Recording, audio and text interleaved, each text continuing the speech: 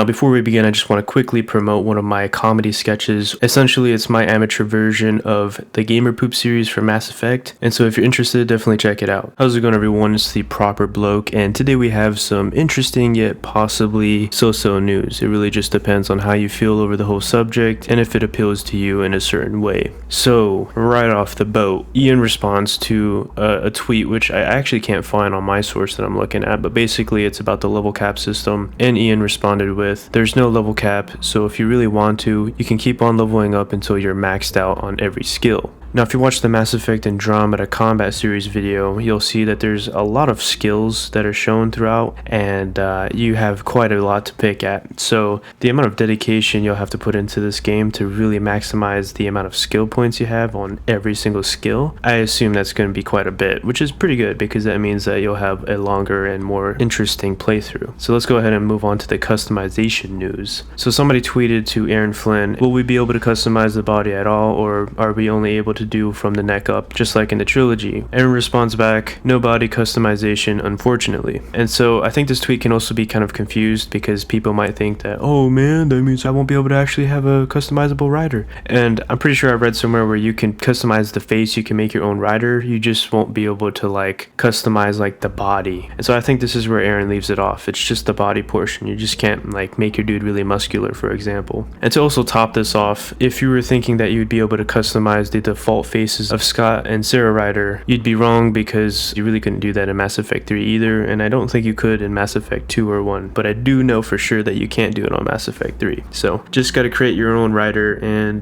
do it just like you did in the old days if you're a seasoned veteran. Alright, let's move on to the next tweet, which is basically about how long Mass Effect Andromeda might be. Now of course we don't know how long it will actually be, and everybody's playthrough will vary, so it could last 100 hours, it could last 50 hours, or you could just go through it real fast and never play it again, which could be 7 hours. I don't really know, but somebody did tweet this out to Michael Gamble. "I took a day off when ME3 came out and then nearly took a second day so I could finish it." Basically he said it took me 2 days to finish the game. For some reason Ian responded to this, not Michael, but he says players are going to need more days for this one. Essentially he's hinting that Mass Effect Andromeda is going to be a lot longer than Mass Effect 3. Now I don't know if this is true, but apparently it's been estimated that Mass Effect 3 is around 50 hours in total if you were to do every single thing in the galaxy, or in terms of the amount of objectives you can do. I'm pretty sure that is a little bit accurate, but again, it really just depends on how fast you play it. If you really want to go that tight, I think that's a pretty tight amount of time. And there's been some speculation that maybe Mass Effect Andromeda could be around 100 hours if you were to do every single thing in the entire game. Now, of course, that's just debatable because we really don't know until we actually get our hands on the game. But if you're an EA or Origin Access member, you'd actually be able to get to play Mass Effect Andromeda 5 days before release. Essentially, you get early access,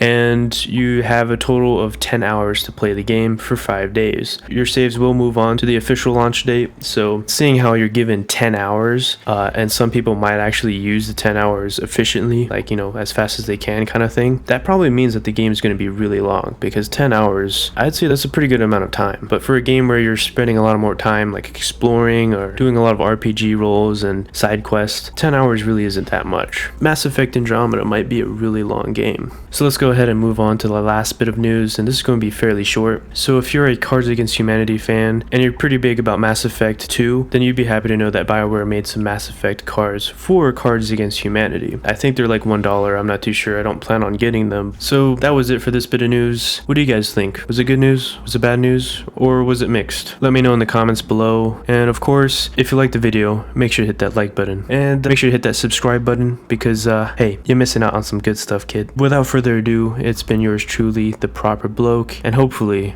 I'll be seeing you on the next one.